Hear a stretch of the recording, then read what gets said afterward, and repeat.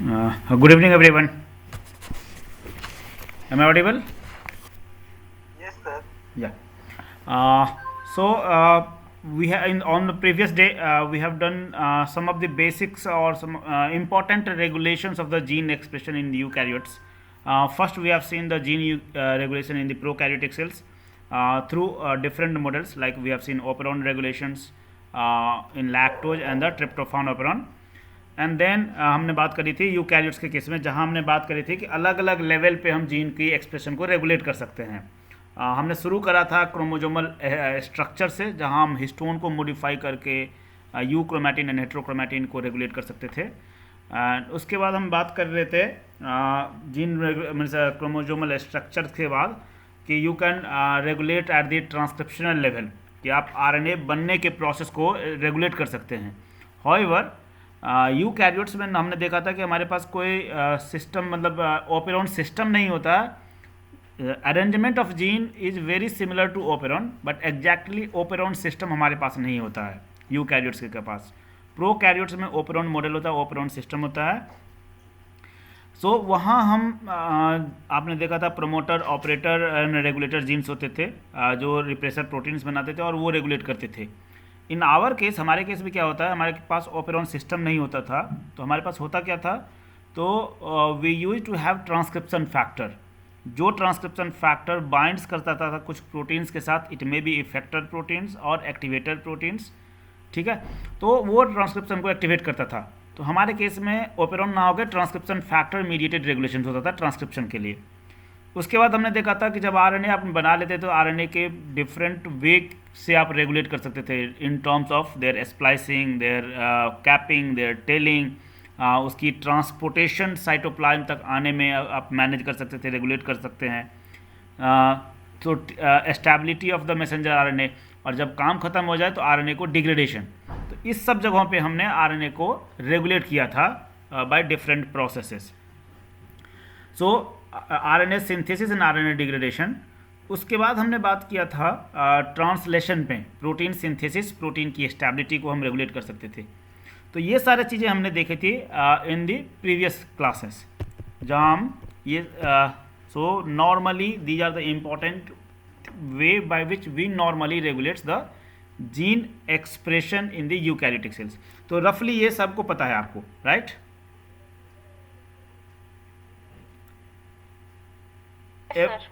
ठीक है. अब जो हम बात कर रहे हैं, it is not that significant regulators, but they are also going to play a significant role in the gene regulations. हम जो अभी बात करेंगे वो भी रेगुलेटरी प्रोसेस ही रेगुलेट ही करता है ट्रांसक्रिप्शन को, बट इस सब से थोड़ी अलग वे में. तो हम क्या बात कर रहे हैं कि we are going to talk about 3 चीज़ें हम बात करेंगे आज, या आप बोल लीजिए 4 चीज़ें. पहला, कुछ डीएनए बाइंडिंग प्रोटीन्स होते हैं हमारे पास, जिसको हम डीएनए फोल्ड्स बोलते हैं या डीएनए बाइंडिंग प्रोटीन्स आप बोल सकते हैं, तो हम उसकी बात करेंगे. Then we will talk about gene amplification, and third thing we will talk about gene rearrangement, and चौथी चीज़ हम बात करेंगे जहां हम बात करेंगे न्यूट्रास्यूटिकल्स की and something else. So these 4 things we are going to talk today. Okay. So the first thing is we are going to say some of the component like combination of DNA element and proteins in the gene. So हमने देखा था कि normally हमारे case में DNA binds होता है different proteins के साथ. Okay. So in our case DNA normally going to binds with different proteins. तो वो हमारे लिए ज़रूरी होता है बिकॉज हमारे DNA को हमें रैप्स करना होता था, पैकिंग करना होता है. तो बिकॉज ऑफ ऑल दो things normally DNA is associated with proteins.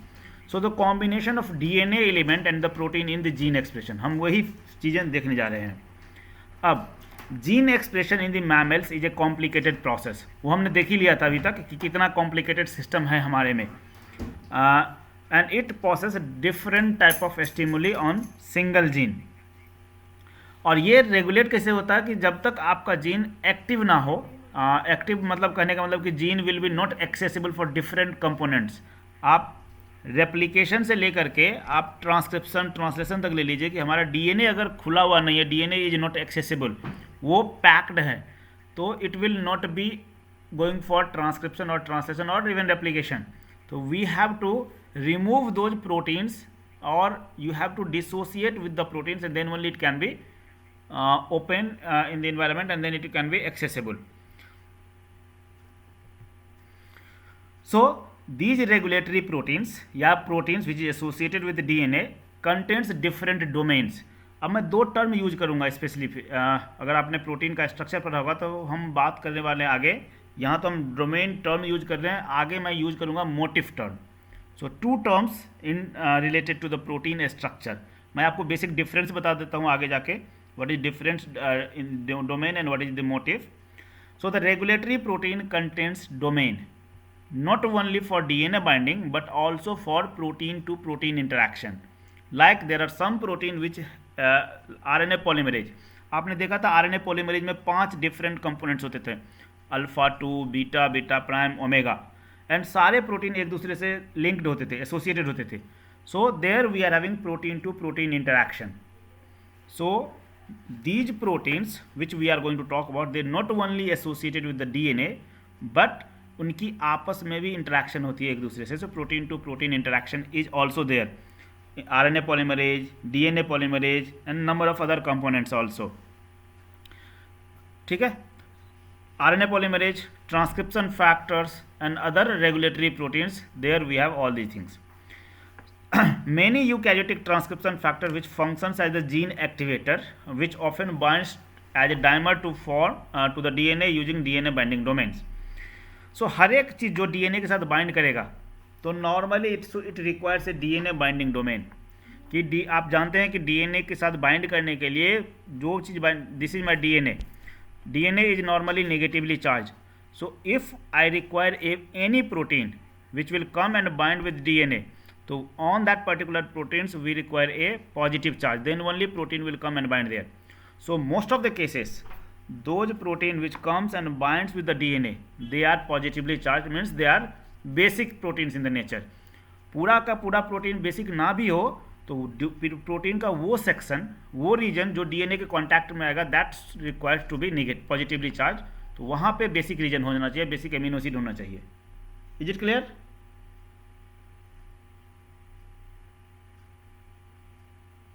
Yes, sir. Fine. So if you will see this structure, there are 3 different structure. I am going to show it to you.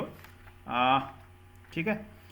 अब इस structure में अगर ये पहले जहाँ this is a gene where 3 different proteins are going to be associated. अब so 3 protein यहाँ participate कर रहा है, protein number 1, protein number 2 and protein number 3. So this gene I is going to be activated by 3 different proteins. मतलब इस gene को activate होने के लिए 3 प्रोटीन का कॉम्बिनेशन जरूरी है. तो जब तक प्रोटीन 1, 2, 3 साथ में नहीं आएगा, it will not combine together on the same gene will not be activated. Either 1 और 2 रहे या 2 और 3 रहे या 1 और 3 रहे, it will not work. So we require many different proteins, many different factors together. This is maybe one of the case. अगर आप दूसरा पिक्चर देखेंगे यहाँ इस केस में भी मुझे 3 प्रोटीन की जरूरत है, protein number 1, protein number 3 and protein number 4. All 3 requires together to activate this gene number 2. But फर्क क्या है कि DNA is not going to be directly associated with protein number 4. So protein number 4 is not a DNA binding protein. तो उसका काम क्या है? Protein number 4 is going to link protein 1 and protein 3. Is it clear? Yes, sir. Yes, sir. Okay.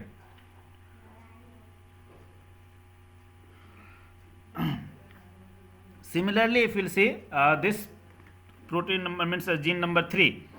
In this case, normally we are having 4 proteins. You are going to see protein number 1, protein number 2, protein number 3, and protein number 5. अब second number protein needs to bind here. इस protein का जो जगह है that is here. But because of that protein 5 protein number 2 is unable to bind there. So in that case, gene is going to be inactivated. जब तक ये protein bind नहीं करेगा जीन एक्टिवेट होगा नहीं, और यहाँ ये बाइंड नहीं कर पा रहा क्योंकि protein number 5 is going to does not allow protein number 2 to bind there. So because of this protein number 5, 2 will not bind there, and जब तक वो बाइंड नहीं कर रहा तो gene is not going to be activated, so gene is going to be inactivated. So in this case, protein 5 interferes with the binding of the protein number 2 with the DNA and ultimately gene is going to be inactivated. कहने का मतलब ये है कि हमेशा जो है every protein which is going to involve in the gene regulation, not necessarily it is going to, first we require many different proteins. एक से ज़्यादा प्रोटीन की ज़रूरत हो सकती है प्रोटीन को, जीन को एक्टिवेट करने के लिए, gene to be activated, gene to be expressed. ये एक statement. Second statement, every time all the protein which we require during gene activation या gene expression, not necessarily कि वो DNA के साथ डायरेक्टली इन्वॉल्व हो. ये हो सकता है कि वो प्रोटीन टू प्रोटीन इंटरैक्ट करता हो, DNA के साथ डायरेक्टली ना बाइंड करता हो. और तीसरा चीज़ कि हमेशा प्रोटीन बाइंडिंग जीन को एक्टिवेट ही नहीं करता, sometime it is also going to inactivate it. Means different way protein works to manage gene expression और gene regulations. Is it clear?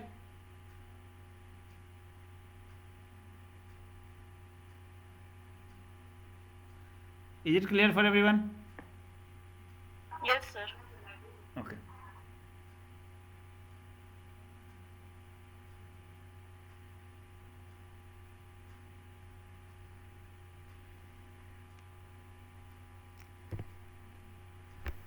Now, I am going to talk about some of the specific proteins binding, which is going to bind with the DNA.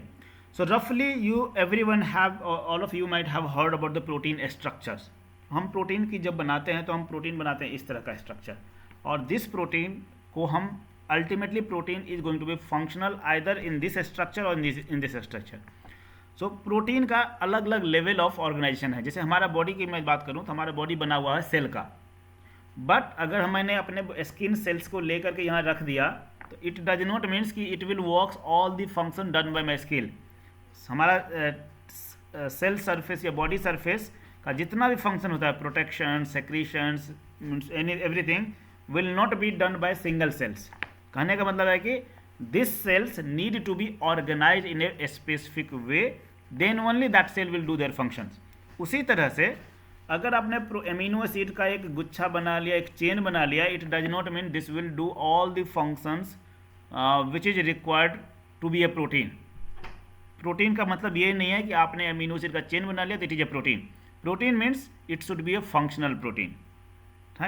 So this linear chain of amino acid is called as primary structure where you are having only peptide bonds.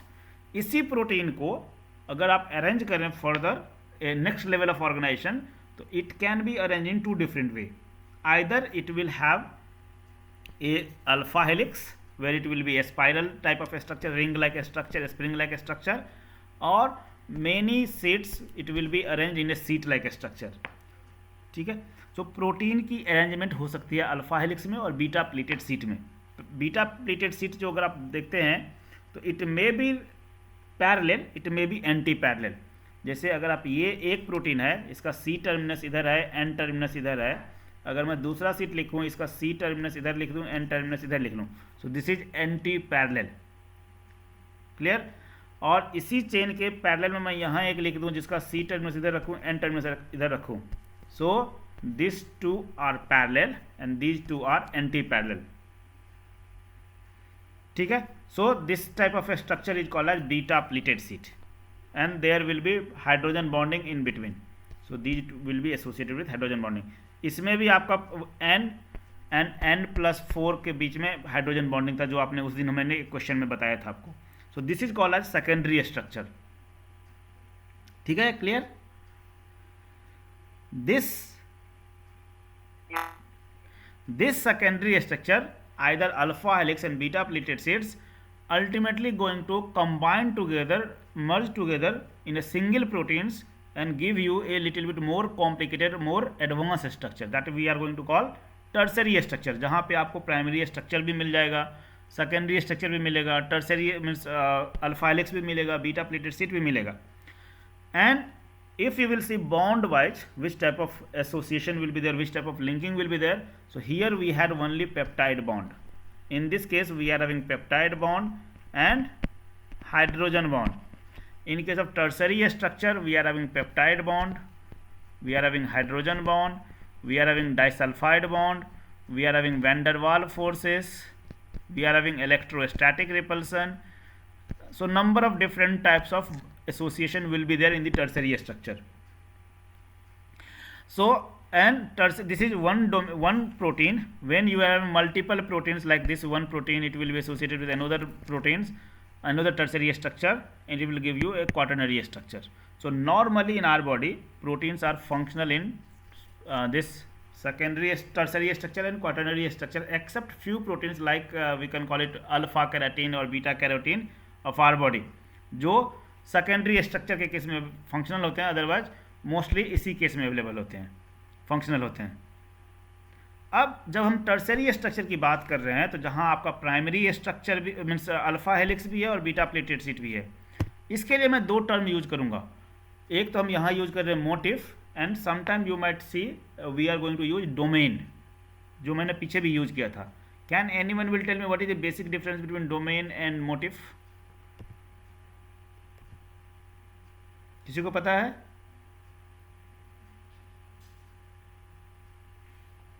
Hello. No, sir. Okay, तो primary, secondary, tertiary, quaternary you are knowing, right? Sir. Yes, बताइए. ये चारों structure पता है ना? नहीं पता है तो बताइए, मैं फिर से डिटेल बताऊंगा. Is this clear to everyone? ये पता है, पता चल गया या बताऊं? सर फिर से एक्सप्लेन कर दीजिए. ठीक है. हम जो प्रोटीन बनाते हैं, प्रोटीन किस चीज़ का बना होता है? प्रोटीन हम किस चीज़ का बनाते हैं? एमिनो एसिड्स का, राइट? एमिनो एसिड का बेसिक स्ट्रक्चर अगर आप देखेंगे तो क्या होता है?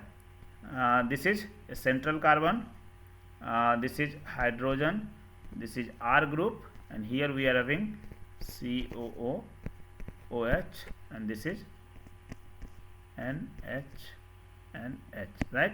This is one amino acid. ठीक है. ये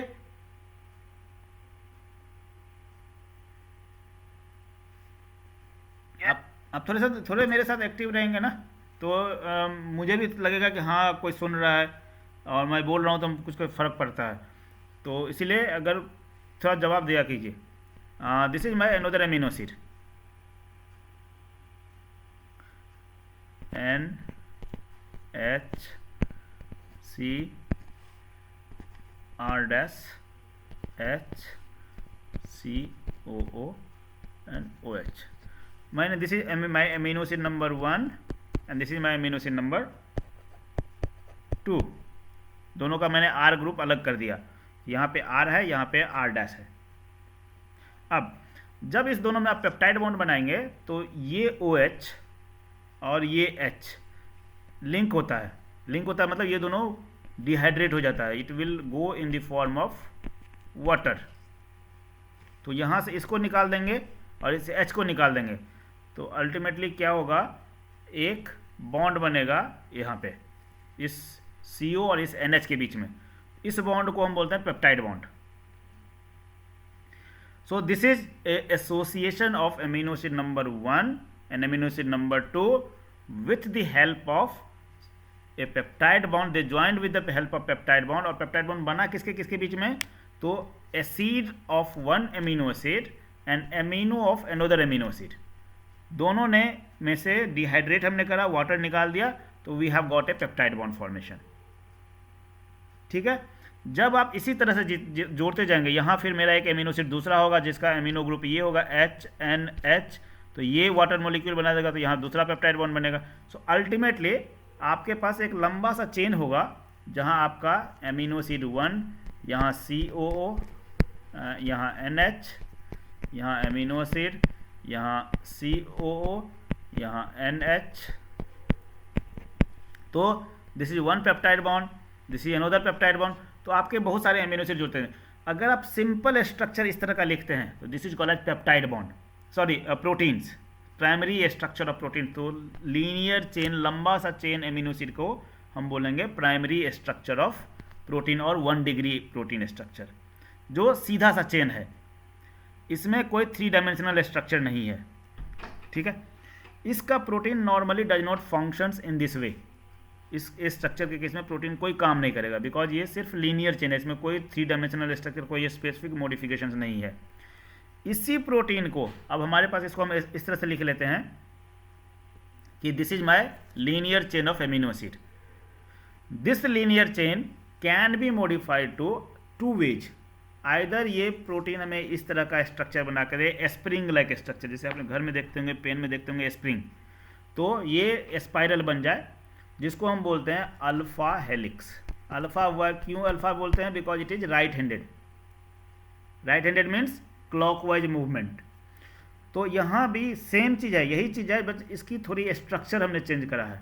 तो दिस इज अल्फा हेलिक्स, जहाँ ये एमिनो एसिड जो पहला है N और ये N+4 मीन्स अगला चौथा एमिनो एसिड, यहाँ से काउंट करने के बाद दोनों के बीच में हाइड्रोजन बॉन्ड एसोसिएटेड होता है।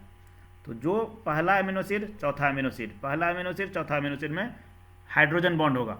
तो इसमें कौन कौन सा बॉन्ड हुआ? पेप्टाइड बॉन्ड तो पहले से था एमिनो एसिड के बीच में, तो पेप्टाइड बॉन्ड पहले से था, और अभी हम हाइड्रोजन बॉन्ड बना रहे हैं, तो यहाँ पे हाइड्रोजन बॉन्ड हो गया। तो इसको बोलते हैं सेकेंडरी स्ट्रक्चर, ये अगले लेवल का, इससे अगला लेवल है। तो this is called secondary structure, जिसमें पेप्टाइड बॉन्ड है और हाइड्रोजन बॉन्ड है। Clear? Yes sir. Yes, sir. अब इसी प्राइमरी स्ट्रक्चर को हम एक और फॉर्म में लिख सकते हैं, कि ये हम लिख सकते हैं, आइदर आप अरेंज कर सकते हैं इस तरह से कि this is N terminus, this is C terminus. आप इसको अरेंज कर लीजिए NC। तो ये हुआ पैरेलल, दोनों का जो डायरेक्शन है सेम डायरेक्शन है, N एक तरफ है दोनों का और C टर्मिनस एक तरफ है। तो this is called parallel beta sheet. This is called seat like structure, arrange है जैसे हम पेज अरेंज करते हैं। तो this is called parallel beta sheet, because parallel क्यों? दोनों का डायरेक्शन सेम है। इसी को आप इस तरह से लिख लीजिए, तो this is called anti parallel beta sheet. तो बीटा सीट्स 2 तरीके के हो सकते हैं, पैरेलल और एंटी पैरेलल। ठीक है, ये तो मैंने 2 पेप्टाइड बना दिया, this is 1 peptide, this is second peptide, this is first peptide, this is second peptide. आप इस तरह से भी बना सकते हैं कि ये पेप्टाइड है, यही आके इस तरह से बनाए, तो these are another beta sheets. तो अलग अलग तरह की अरेंजमेंट हो सकती है। क्लियर यहाँ तक? Yes sir. Yes, sir. So primary structure and 2 different types of secondary structure हमने देखा, alpha helix and beta seats. Parallel, इसमें अल्फा हेलिक्स में भी पेप्टाइड बॉन्ड और हाइड्रोजन बॉन्ड था, बीटा सीट्स में भी पेप्टाइड बॉन्ड और हाइड्रोजन बॉन्ड ही है। एक इससे अगला लेवल का जो हम जाएंगे, तो उसमें हमारे पास इस तरह का स्ट्रक्चर हो सकता है, अल्फा हेलिक्स हो, बीटा सीट्स हो,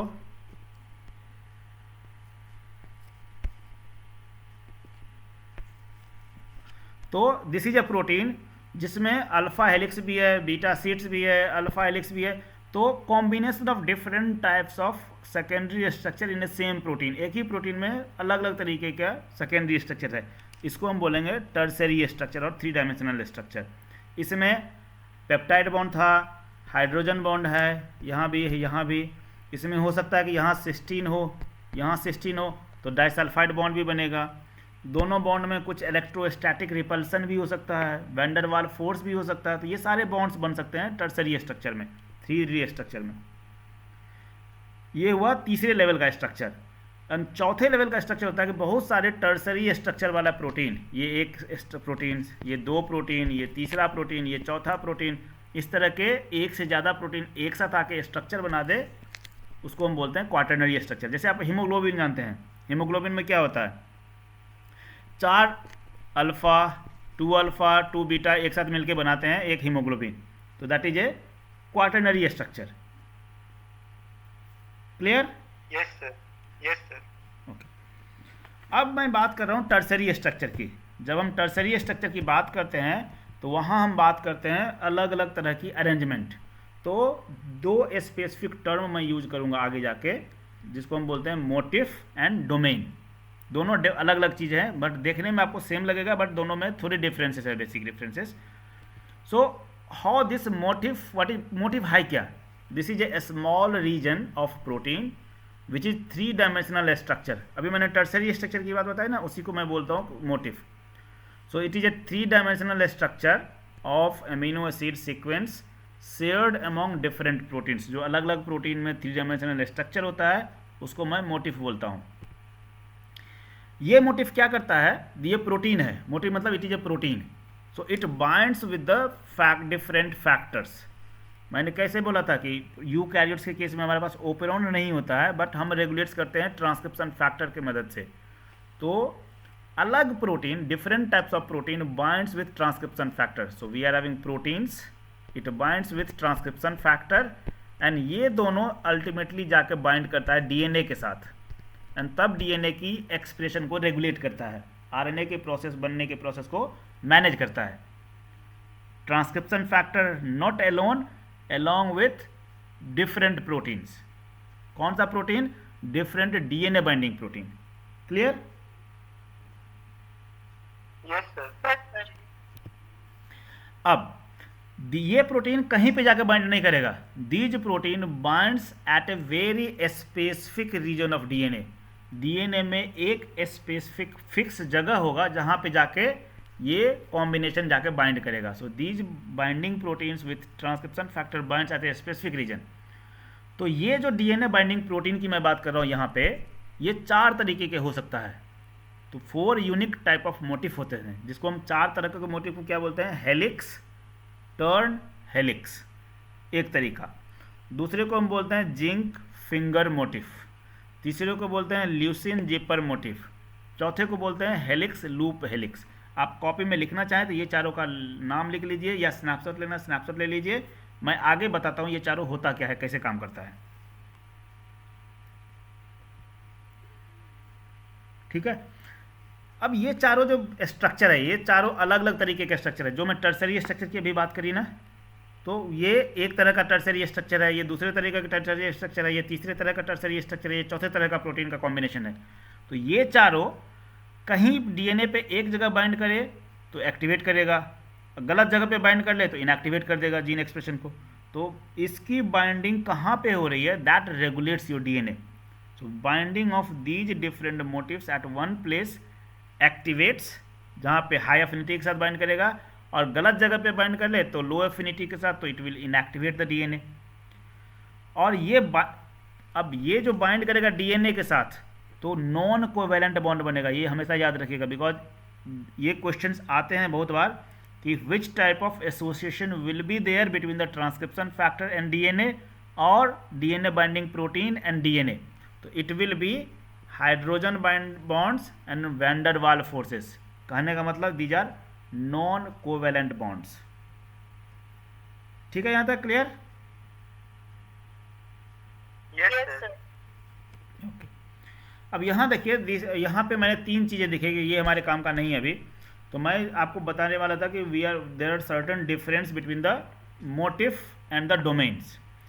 अब दोनों जो है प्रोटीन की अरेंजमेंट ही है। मोटिफ भी प्रोटीन्स की अरेंजमेंट है, चेन लाइक बायोलॉजिकल स्ट्रक्चर है जो मेडअप बना होता है अलग अलग तरीके के सेकेंडरी स्ट्रक्चर्स के। जैसे इसमें आप देखेंगे ये बीटा सीट्स हैं, this is beta sheet, this is beta sheet. तो ये एंटी पैरेलल बीटा सीट्स हैं which is joined with A loop like structure. So this is, जहाँ इसको हम बोलते हैं beta turn. So beta turn एक मोटिफ है। ठीक है, इस केस में अगर आप देखेंगे तो this is beta sheets and this is alpha helix. ये स्प्रिंग लाइक स्ट्रक्चर आपको इस तरह से दिखा रहा है, this is spring like structure. So this is called beta alpha beta. So this is another motif. इस केस में ये भी प्रोटीन का ही स्ट्रक्चर है। सो it is an independent folding unit of 3 dimensional protein structure. Motif से थोड़ा ज़्यादा complicated structure होता है डोमेन। आप मोटिफ जो होता है वो सिंपल स्ट्रक्चर है, स्मॉल स्ट्रक्चर है, सुपर सेकेंडरी स्ट्रक्चर आप बोल सकते हैं। एंड डोमेन्स जो है एग्जैक्टली टर्सरी स्ट्रक्चर है। This is slightly advancement of the secondary structure. This is completely tertiary structure. ठीक है. मोटिफ जो बना होता है वो नॉर्मली प्राइमरी अल्फा हेलिक्स और बीटा प्लेटेड सीट्स के बने होते हैं और कनेक्टेड थ्रू द लूप्स. जो आप यहाँ देख रहे हैं, this is a one loop, this is another loop, this is loop, this are loops. So beta sheets and alpha helix are connected through the loops. इस केस में, domain के case में क्या होता है कि we are having beta sheets, alpha helix यहाँ भी होते हैं connected through the loops, but उसके अलावे में डाइसल्फाइड बॉन्ड भी होते हैं, वैंडर वाल फोर्सेस भी होते हैं, नॉन कोवेलेंट इंटरैक्शंस भी होते हैं, इलेक्ट्रोस्टैटिक रिपल्सन भी होते हैं. सो सारे बॉन्ड्स जो टर्सरी स्ट्रक्चर में होते हैं वो यहाँ अवेलेबल हो सकते हैं. These are slightly advancement of the secondary structure. तो यहाँ आपको पेप्टाइड बॉन्ड ही होते हैं और हाइड्रोजन बॉन्ड होंगे. यहाँ पे सारे के सारे बॉन्ड्स हो सकते हैं. इसका जो मेन फंक्शन है डोमेन्स का, वो फंक्शन रिलेटेड है, फिजियोलॉजी रिलेटेड. प्रोटीन का फंक्शन क्या होगा, किस तरह से बिहेव करेगा, ठीक है. एंड मोटिव जो है that is a structural protein. So ये इसका रोल मेनली स्ट्रक्चर बनाने में है, इसका रोल मेनली फंक्शनल में है. ये किसी जगह, किसी केस में जाके नॉर्मली बनाता है एक स्पेसिफिक टाइप का स्ट्रक्चर. डोमेन का काम होता है mainly how protein behaves, how protein functions. Clear? Yes, sir. Motif जो होता है वो अकेले स्टेबल नहीं होता है. Motifs are not very stable when it is independently, जबकि डोमेन जो होता है वो इंडिपेंडेंटली भी स्टेबल होता है. तो these are different differences between the motif and domain. तो मैं जो यहाँ बात करने वाला हूँ, I am going to talk about the motif only. जो चार हमने बात करी थी, helix turn helix, helix loop helix, zinc means zinc finger motif and leucine zipper. ये चार जो बात कर, चारों में मोटिव की बात कर रहा हूँ. क्लियर यहाँ तक? Any question, anyone is having? है कोई question? No, sir. Okay. So the first चीज जो मैं बात कर रहा हूँ that is helix turn helix motive.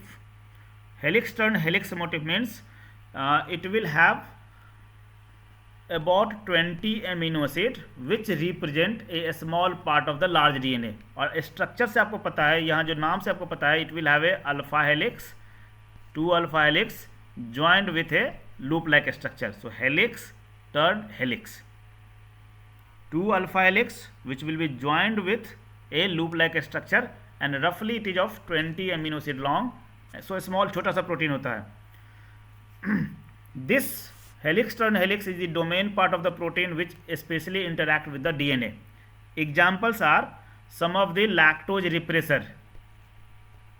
हमने बात किया था ओपरन में lactose repressor, cyclic AMP catabolite activator proteins CAP of E coli and other transcription factors in our case. तो ये सारे जो हैं इस तरह के प्रोटीन्स होते हैं जो जिसका स्ट्रक्चर ऐसा होता है, हेलिक्स टर्न हेलिक्स की तरह.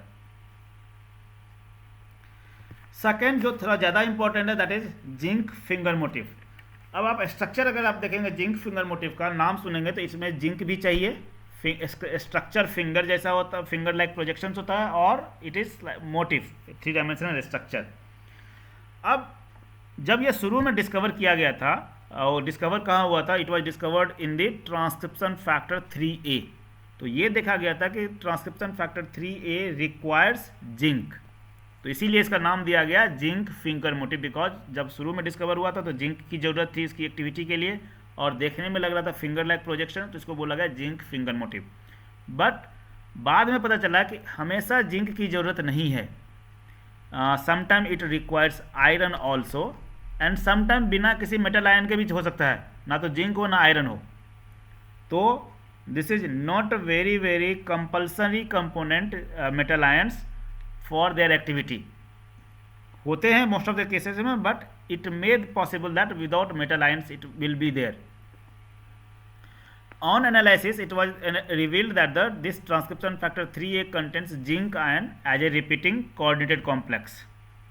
अब ये जिंक जो होता है प्रोटीन में होता है, जैसे जिंक है तो it will be associated with cysteine and cysteine एक तरफ, और it may have histidine and histidine लिखा हुआ है. It will be associated with cysteine and cysteine and histidine and histidine.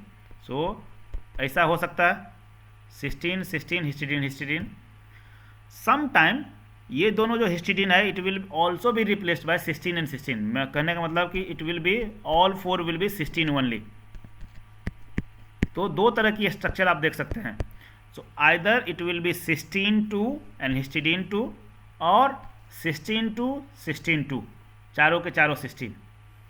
So both way it may be possible. और ये protein bind कहाँ करता है? तो major groups of the DNA. Major groups क्या हुआ? डीएनए का जब आपने स्ट्रक्चर देखा था तो वहाँ पे एक ज़्यादा गहरा गड्ढा टाइप का स्ट्रक्चर था, that was called as major groups, and second side it will be slightly minor, छोटा गड्ढा, that is called as minor groups. So this protein zinc finger motif mainly binds with the major groups of the DNA. Protein की जो binding होगी DNA पे वो कितनी जगह पे होगी? तो it binds with the 5 base pair of the DNA. ठीक है, यहां तक क्लियर? Yes, sir. ओके. कुछ इसका एग्जाम्पल क्या है? तो स्टेरॉयड हार्मोन रिसेप्टर. अगर आपने हार्मोन का स्ट्रक्चर, हार्मोन का फंक्शंस पढ़ा होगा तो normally steroid hormones are the lipid soluble substances. So they directly go inside. अगर ये मेरा सेल है तो steroids hormones directly go inside. जैसे स्टेरॉयड मीन्स आपको बात कर, कोई भी स्टेरॉयड हार्मोन ले लीजिए, विटामिन डी ले लीजिए, सो दे डायरेक्टली गो इनसाइड. तो उसका रिसेप्टर अंदर में होता है, साइटोप्लाज्म में होता है.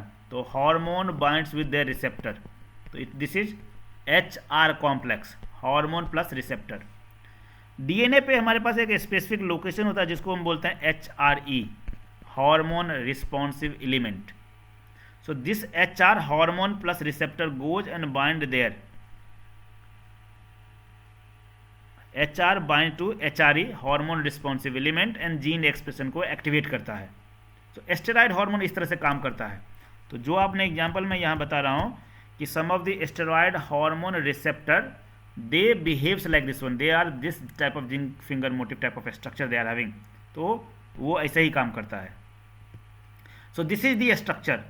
In this case you can see this is a one beta sheet, this is another beta sheet and both are anti-parallel beta sheets. ये एक अल्फा हेलिक्स के साथ, जो आप नीचे में देख रहे हैं, दिस इज अल्फा हेलिक्स जिसके साथ एसोसिएटेड है through a loop, and this is zinc ion.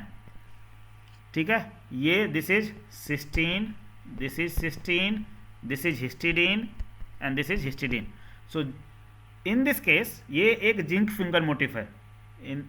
तो आप क्या देख रहे हैं? 2 anti parallel beta sheets connected with A alpha helix.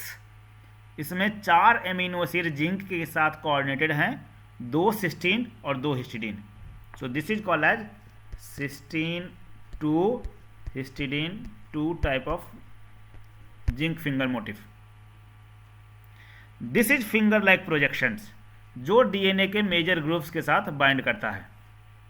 So because of this structure it is called as finger motif, and because of this zinc it is called as zinc finger motif. So we are having a structural protein, a structural motif which binds with the zinc ion and it will have a finger like projection, so it is called as zinc finger domain, zinc finger motif. ठीक है, ये this is the same structure which we have seen. It may have one or more zinc ion which will be coordinated with different either 2 cysteine or 2 histidine, or it may have all 4 cysteine. So when it is having 2 cysteine 2 histidine, it will be cysteine 2 histidine 2, and जब चारों के चारों cysteine हो it will be cysteine 2 cysteine 2. So this is 2 types of zinc finger we can have, and this binds with not only DNA, it may binds with RNA also, it may have a protein interaction role also, and this finger is going to involve with the binding with the DNA. So ये DNA है, जिसका major groups, ये this is major groups, this is minor groups, this is major groups, this is minor groups. So this finger projections is binding with the major groups of the DNA and ultimately regulates the transcription process. This is clear? Yes, sir. Yes, sir. Any question anyone is having? Hi, कोई question? No, sir. Okay. The next structure we are having, next domain, हमने देखा helix, loop, helix देख लिया, हमने zinc finger motif देख लिया. Next we are going to see that is leucine zipper motif. Leucine is amino acid. So इस case में this leucine amino acid is going to play a significant role in the binding. And zipper means normally we are knowing zip. जब इसका discover हुआ था तो ये देखा गया था कि इसमें एक प्रोटीन, दो प्रोटीन्स होता है जो नॉर्मली एसोसिएटेड होता है एक दूसरे के साथ. तो शुरू में ऐसा सोचा गया था कि this two proteins looks like a zip like a structure. तो इसीलिए इसको बोला गया था leucine zipper motif. But later on it confirm that ये जिप जैसा स्ट्रक्चर नहीं होता. They are associated with side by side, एक दूसरे से अगल बगल में जुड़े होते हैं. So it is called, now नाम दे दिया गया, but it is not completely zipper like structure, it is side by side arrangement. इस ल्यूसिन जिपर मोटिव वाले प्रोटीन में हमारे पास दो तरह के कंपोनेंट्स होते हैं. एक बेसिक रीजन होते हैं विच रिकॉग्नाइजेज द डीएनए सीक्वेंस. मैंने क्या बोला था कि हर एक डीएनए बाइंडिंग प्रोटीन में हमारे बेसिक रीजन चाहिए जो डीएनए के साथ बाइंड करेगा. बिकॉज डीएनए एसिडिक रीजन होता है तो हमें बेसिक रीजन चाहिए so that there will be attractive force. तो एक रीजन हुआ, एक साइड का region, that is basic region which binds with the DNA. And second side it will have a number of series of leucine molecules, leucine amino acid, जो सातवें place पे होता है. हर एक सातवां एमिनो एसिड जो होगा वो ल्यूसिन होगा. ठीक है. So spaced 7 residue apart along the alpha helix. So because of this one, एक साइड बेसिक, एक side leucine type of structure. So this is having amphipathic alpha helix जो एक दूसरे के साथ मिल के हमें साइड बाय साइड अरेंज होके हमें एक हाइड्रोफोबिक सरफेस बनाता है और प्रोटीन पॉलीपेप्टाइड का डाइमर बनाता है. मैं आपको स्ट्रक्चर दिखाता हूँ. So leucine will be repeated at every 7th position. Just first structure दिखाता हूँ. So this is the leucine zipper motif protein. This is one alpha helix, this is second alpha helix. These two alpha helix will be joined together with the help of leucine. तो यहाँ पे leucine amino acids होते हैं जो जुड़े होते हैं एक दूसरे के साथ. तो leucine connects both the proteins. तो शुरू में लग रहा था it was looking like zipper, but exactly it is not zipper. And इस जगह पे this is protein is having a basic region. Basic region means it will have normally two specific amino acids, lysine and arginine, which is a basic amino acid जो DNA के साथ bind करने में help करता है. So this regulatory proteins having the leucine zipper motive have a separate DNA binding domain having high concentration of basic amino acid that is lysine and arginine which interact with phosphate of DNA backbone. DNA के page negative charge क्यों होता है? Because of this phosphate only. So this phosphate is acidic and because of that one it is having negative charge. So this negative charge is going to be attracted by the positive charge of lysine and arginine. ये leucine zipper motive जो होता है जो DNA के साथ bind करता है सभी जगह बाइंड नहीं करेगा. It is going to bind to a specific region जो छोटा हो, इन्वर्टेड रिपीट्स हो, पैरेंड्रमिक सीक्वेंस हो, वहाँ पे जाके बाइंड करता है. Zinc finger motif binds at the 5 base pair region at a specific place. ये बाइंड करता है शॉर्ट इन्वर्टेड रिपीटेड पे. एग्जाम्पल क्या हुआ इसका? 2 enhancer binding proteins are that is Fos and Jun. ये दो प्रोटीन है जिसके साथ ये बाइंड करता है फॉस एंड जून. अब यहाँ देख लीजिए this is a DNA and this is a leucine zipper motif proteins. So 2 proteins, यहाँ पे ल्यूसिन होता है तो leucine help them to join with each other इस तरह से. एंड इस जगह पे बेसिक रीजन है, ये बेसिक रीजन है which binds with the DNA. और डीएनए का ये रीजन जहाँ पे ये बाइंड करता है that will be short palindromic inverted sequences और रिपीटेड सीक्वेंसेस. ये प्रोटीन है हमारा enhancer binding protein Fos and Jun. So this is 2 protein which is going to be dimerized 2 alpha helix. In this case at the C terminus domain we are having many leucine molecules. So with the help of these leucines these 2 protein will be joined together. Basic amino acids जो होता है वो N terminal domain पे होता है जिसके जो इसको हेल्प करता है bind for the binding with the DNA. तो ये डीएनए के साथ इंटरैक्ट करता है because of this basic proteins, and ultimately it is going to bind with enhancer और प्रमोटर और at the inverted repeated sequence of the DNA and ultimately affect the processes. This is zinc finger motif का picture है एक, this is cysteine and this is histidine. So this is cysteine histidine type of domain. So clear, leucine zipper motif is clear for everyone? Yes, Yes, sir. sir. Okay. The fourth and last protein domains is that is called as helix loop helix motif. Helix turn helix में आपने देखा था उसका sequence छोटा होता था, that was रफली 20 amino acid long. इसका लेंथ थोड़ा बड़ा होता है, इट इज रफली of 50 amino acid residue.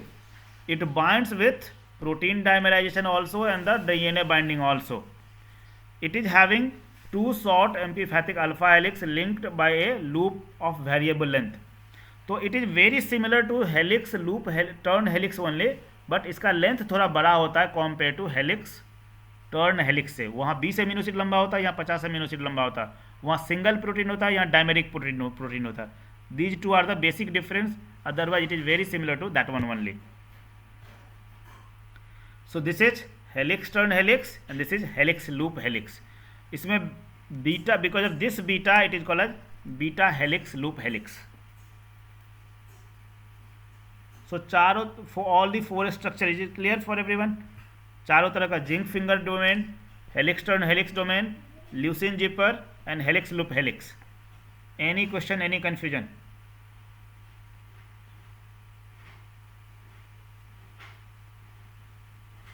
Clear है? Yes, sir. Okay. Next we are going to see that is gene amplification. Amplification का मतलब होता है कि आप किसी चीज़ को इंक्रीज करने वाले हैं, you are going to amplify. हमारे पास एक डीएनए है, अगर मैं एक messenger RNA, if it is going to give you completely going to form many protein, so it is amplification, आप बढ़ा रहे हैं। So gene amplification means to increase the gene products. So gene amplification is an increase in the number of copies of gene sequence. आप gene की copy number को increase कर रहे हैं। In this mechanism the expression of gene is increase by several folds. आप sound देखते हैं, amplifier normally हमारे पास होते हैं, जब हम स्पीकर यूज करते हैं, साउंड बॉक्स यूज करते हैं, तो वहाँ आवाज़ को हम बढ़ाते हैं, that is called as amplification. This is commonly observe during the developmental stage of eukaryotic organism including humans. कुछ आरएनए नॉर्मली जब एग अनफर्टिलाइज्ड एग होता है, वहाँ कुछ एमआरएनए बने के पहले से रहते हैं। सो फर्टिलाइज्ड एग में नया आरएनए बनता है, लेकिन बाद में बनता है। सो पहले से जो मैसेंजर आरएनए है, that messenger RNA after it is going to be fertilized, उसकी एम्प्लीफिकेशन होती है। तो ये बहुत सारे प्रोटीन्स बनाते हैं, बहुत सारे एमआरएनए बनाते हैं। So that is one kind of example. So normally this gene amplification works mainly through the developmental stage in eukaryotic organism, in human also. For example, in the case of fruit fly, the amplification of the gene which codes for the egg cell, जो egg की covering बनाता है, that cell protein is observed during the course of oogenesis. वहाँ पे gene का amplification होता है, और इस प्रोसेस को हम वेरी वेल डिफाइन कर सकते हैं ड्यूरिंग इलेक्ट्रॉन माइक्रोस्कोपी से। कैंसर सेल्स के केस में भी जीन की एम्प्लीफिकेशन होती है नॉर्मली बहुत सारे चीज़ों में। मीथोट्रेक्जेट, आप ड्रग्स का नाम सुना होगा। मीथोट्रेक्जेट इज ए ड्रग जो नॉर्मली हम कैंसर के लिए हेल्प करते हैं, कैंसर के लिए यूज करते हैं, ठीक है। So this is a anti cancer drug which normally inhibits the enzyme that is called dihydrofolate reductase. ये याद कर लीजिए, बहुत सारे केस क्वेश्चन में एमसीक्यू में आते हैं, प्रोबेबली आपको भी आते होंगे या आएंगे। Methotrexate, that is a DNA replication inhibitor which stops DNA synthesis or multiplication. कैसे? तो it works through the dihydrofolate reductase inhibitor. इसको हम यूज करते हैं as a anti cancer drug. अब ये काम कैसे करता है? This is called gene amplification. अगर आप कंडीशन देख ले, मैं आगे आता हूँ। So in this case this is RNA per cell. So ये RNA per cell is going to be amplified, means सिर्फ एक का दो बना, दिस इज नॉर्मल एम्पलीफिकेशन।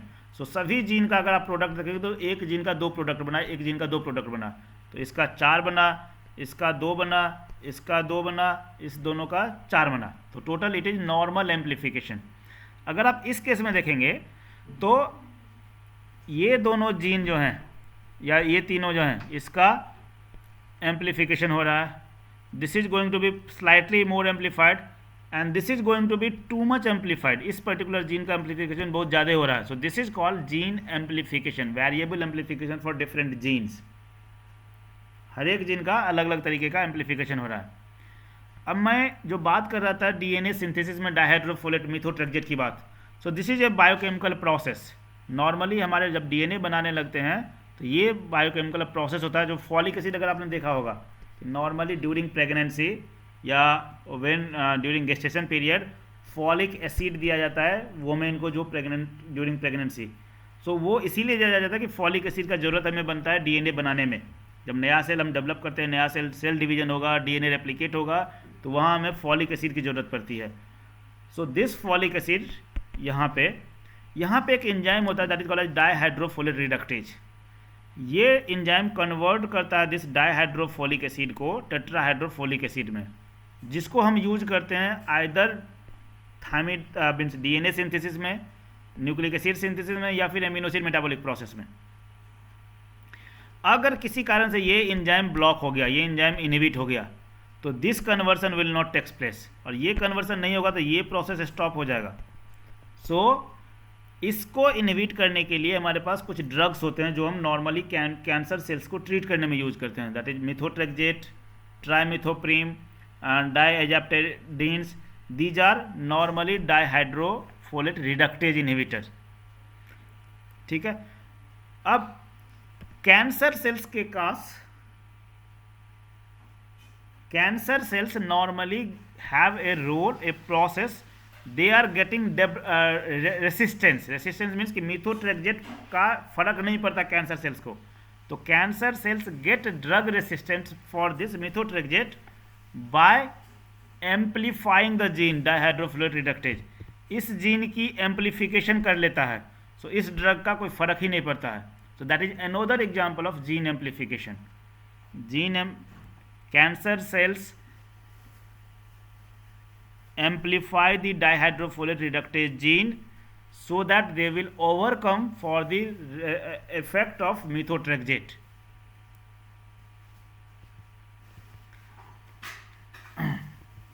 हमारे केस में, in our case, I feel say every time we are going to encounter with a specific antigen. जब आपके body में कोई भी नया तरह का वायरस, बैक्टीरिया, पैथोजेंस आता है तो आप उसके अगेंस्ट में एक एंटीबॉडी बनाते हैं। So our body normally produces a wide range of antibodies. ऐसा नहीं है कि हमारे लिए नया जीन होता है हर एक तरीके, हर एक का, बट हम हर एक के लिए एक नए तरह का एंटीबॉडी बना लेते हैं। कैसे बनाते हैं? That is by the process of gene rearrangement. Gene amplification हमने बता दिया। Gene amplification means to increase genes productivity, gene के प्रोडक्ट को, मैसेंजर आरएनए बनाने को या प्रोटीन सिंथेसिस को बनाने को हम बढ़ा लेते हैं, that is called gene amplification. Next is gene rearrangement. So जब हम एंटीबॉडी बनाते हैं नंबर ऑफ टाइप्स का, बहुत इतने तरह का कि हमारा, अब देख लीजिए हमारे बॉडी में, our body can produce about 10 billion different types of antibody. That is because of this gene rearrangement, इसी प्रोसेस को यूज करके। अब हम, ये होता कैसे है जीन रीअरेंजमेंट, मैं आपको थोड़ा सा बताता हूँ पहले, फिर हम बात करते हैं। ये हमारा एंटीबॉडी है, सब जानते हैं एंटीबॉडी के बारे में? Sir okay. इस एंटीबॉडी में दो तरह के चेन होते हैं हमारे पास। एक लंबा सा चेन होता है जिसको हम बोलते हैं हैवी चेन, और एक छोटा सा चेन होता है जिसको हम बोलते हैं लाइट चेन। इसमें कुछ पोर्शन जो होते हैं, अगर इसको 4 भाग में डिवाइड करें, this is 1 part, this is 2nd part, this is 3rd part and this is 4th part. So 3 portion जो होता है normally, 3/4 region of the immunoglobulins, they are constant region. पहले मैं आपको थोड़ा सा बता देता हूँ आपको एंटीबॉडी के बारे में, then I will come and I will talk about gene rearrangement. अब ये पोर्शन जो टॉप रीजन है that is called as variable region. इस वेरिएबल रीजन में भी पूरा का पूरा पोर्शन वेरिएबल नहीं होता है, इसमें कुछ रीजन ऐसा होता है जिसको हम बोलते हैं सुपर वेरिएबल रीजन या हाइपर वेरिएबल रीजन। ठीक है, सो ये सारे ये डिफरेंट स्ट्रक्चर है। अगर आप इसके स्ट्रक्चर को डिटेल में जाएंगे तो इन दिस वेरिएबल रीजन, ये जो रीजन है this is called as finger like projection. 3 finger type का स्ट्रक्चर होता है that is called as hyper variable region और सुपर वेरिएबल रीजन, जहाँ पे एक्चुअली एंटीबॉडी जाकर बाइंड करता है। अब ये एंटीजेंस हैं और इस पे जाकर एंटीजेंस बाइंड करेगा, so there will be attraction between the antigen and antibody, जो आप यहाँ देख रहे हैं। अब होता क्या है इसमें, इस पोर्शन को जो ये आप रीजन देख रहे हैं इसको हम बोलते हैं C D R. C D R means complementarity determining reason.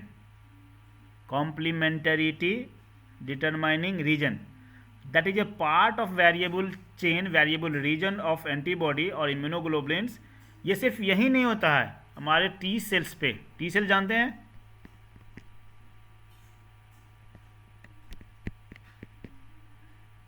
T cell B cell जानते हैं? नहीं। लिम्फोसाइट्स होता है हमारे बॉडी में। हमारा डब्ल्यूबीसी को, अगर आप डब्ल्यूबीसी को क्लासीफाई करेंगे ना तो हमारे पे डब्ल्यूबीसी में ल्यूकोसाइट्स होते हैं, लिम्फोसाइट्स होते हैं। लिम्फोसाइट्स थोड़ा बड़ा होता है देखने में, जो आपका T cells and B cells होता है। तो दोनों सेल्स पे हमारे पास कुछ रिसेप्टर्स होते हैं जो किसी चीज़ को रिकॉग्नाइज करते हैं, एंटीना टाइप का चीज़ आप मान लीजिए।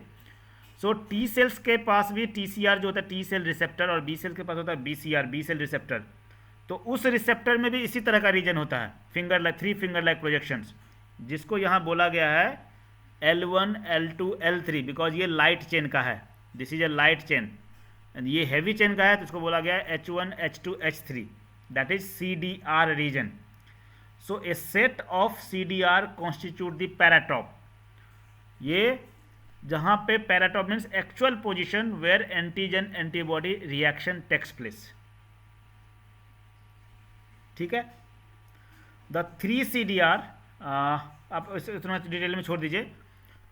तो ये पोर्शन जब आप एंटीबॉडी बनाते हैं तो मैक्सिमम पोर्शन तो कांस्टेंट रीजन है, ये दिस इज कांस्टेंट रीजन।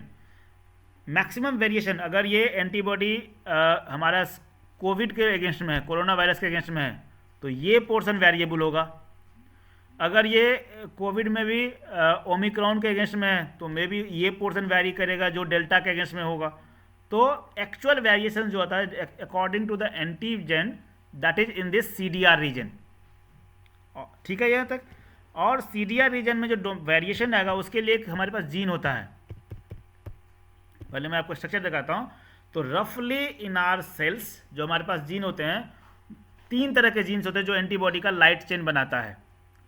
क्या क्या होता है, that is V region, V means variable region, VJ, more than 500 different genes हमारे पास होते हैं जो V रीजन के लिए होते हैं। 6 से ज़्यादा डिफरेंट रीजन्स जो होते हैं हमारे पास वो J के लिए होते हैं, एंड 20 से ज़्यादा रीजन्स जो होते हैं दैट इज C के लिए।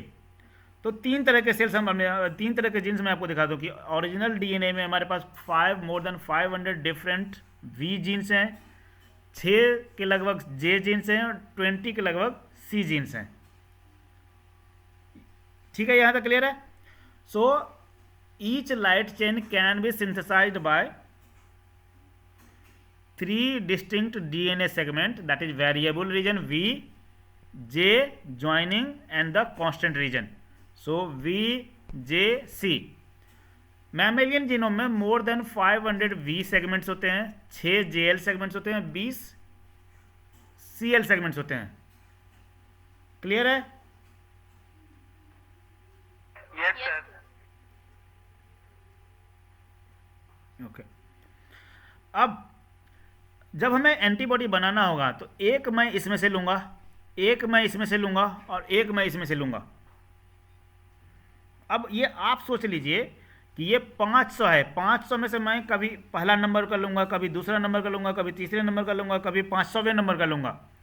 तो जितने वेरिएशंस आप क्रिएट करना चाहे कर सकते हैं, कितने परम्यूटेशन कॉम्बिनेशन हो सकते हैं कि मुझे आप एग्जांपल देख लीजिए यहाँ से। इस सारे 500 में से मैंने सिर्फ एक जीन पिक करना है, तो I am going to pick this particular gene. इसमें से मुझे एक जीन पिक करना है, तो I will pick this gene. इनसे से मुझे एक जीन पिक करना था, I will pick this gene. तो आप अल्टीमेटली देखेंगे this is the, and ultimately ये मुझे बना के देगा एक स्पेसिफिक टाइप का लाइट चेन और एंटीबॉडी। इसी में मैं अगर ये वी ना पिक करके कोई दूसरा वी पिक कर लूंगा तो it will be a different antibody. इसी में मैं ये कांस्टेंट रखूं, सिर्फ मैं सी को चेंज कर दूं, सो डिफरेंट से, तो it will be a different type of antibody. तो हम अलग अलग नंबर ऑफ डिफरेंट टाइप्स का एंटीबॉडी बनाते हैं because of the gene rearrangement in the V, J and C. This is called as gene rearrangement. So the rearranged DNA with VL variable, JL joining and constant fragment is then transcribed to the produce a single mRNA for the synthesis of a specific light chain of antibody. समझ में आया ये clear? और shall I repeat it?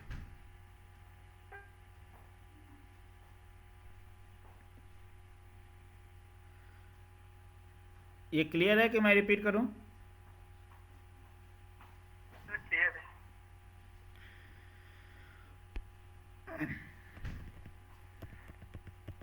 तो यहाँ भी यही चीज़ लिखा था कि the structure of A typical antibody molecule consist of 2 light chain and 2 heavy chain, contents N terminal variable region, C terminus constant region.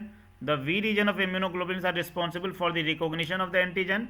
In the V region, we are having a hypervariable or region or supervariable regions where actually antibody binds, and that forms because of the gene rearrangement in the V, J and C region. So यहाँ भी आप देख लीजिए, this is the same thing. इसको हम बोलते हैं V D J. इसमें V gene, D gene, J gene, C gene. So you can have different types of permutation and combinations between these segments. ठीक है। And the last portion is जो हम बात करें रेगुलेशन की, that is epigenetic regulations. What is epigenetic regulations? Where, ये मैंने कल भी थोड़ा सा आपको बताया था कि where normally are genes gene is going to be modified. So the term epigenetic is used to describe the change in the characteristic of a cell, properties एक सेल का चेंज कर दें, but without changing their nucleotide sequences by using different kind of modifications. So epigenetics regulate gene expression by modulating chromatin structure. जैसे मैंने कल आपको बोला था कि we can modify the histones via methylation. बहुत सारे केमिकल्स होते हैं, बहुत सारे प्रोडक्ट्स होते हैं, बहुत सारे इटेबल्स होते हैं, न्यूट्रास्यूटिकल्स होते हैं जो आप खाएंगे तो it will change the methylation properties, methylation reactions. So it activates DNA methylase. 4 enzymes, DNA methylase. अगर आपको मिथाइल ग्रुप ऐड करना है, if you want to remove it we require demethylase, acetylase and deacetylase. अगर if you are going to take certain foods, कुछ आप दवा खा रहे हैं, कुछ मेडिसिन से ले रहे हैं, कुछ न्यूट्रास्यूटिकल से ले रहे हैं, जो इस चारों एंजाइम्स में से किसी एंजाइम को मॉडिफाई कर रहा है या एक्टिवेट कर रहा है या इनएक्टिवेट कर रहा है, तो ultimately you are going to modify the histone, and histone को मॉडिफाई करके you can make convert gene, change the gene expression level. Gene को एक्टिवेट कर सकते हैं, जीन को इनएक्टिवेट कर सकते हैं। So acetylation of histone leads to activation, DNA methylation is reducing the gene expression. The pattern of covalent modification of histone that provides the regulating the gene expression referred to as histone codes. जैसे ये सारे enzymes हैं जो मैं बात कर रहा हूँ अभी, HDAC, histone methylase, demethylase, acetylase, deacetylase, इसका रोल सिर्फ रेगुलेशन में नहीं होता, बहुत सारे अलग अलग जगह पे हम कर सकते हैं। कैंसर ट्यूमर सेल्स जीन्स पे, ट्यूमर सप्रेसर जीन्स पे, जीन की एक्सप्रेशन पे। और अगर आप देखेंगे फूड मॉलिक्यूल्स के, तो दीज आर डिफरेंट बायोमोलिक्यूल्स जो आप कंपाउंड देख रहे हैं, phytoestrogens, isothiocyanates, retinoic acid, anacardic acid, ये सारे जीन्स जो हैं that is chemically going to affect your histones. So आप यहाँ जैसे ब्यूटारेट देखिए, it is going to decrease the H DAC activity, increases acetylation of H3 and H4. Similarly, polyphenols, it increases H3K4 trimethylation. तो overall ये सारे chemicals जो है that is bioactive molecules which is normally product in our food present in our food and ultimately going to affect histone modifications. तो histone के modification से gene को हम कन्वर्ट कर सकते हैं आइदर देयर एक्टिव फॉर्म और इनएक्टिव फॉर्म. Sorry, clear?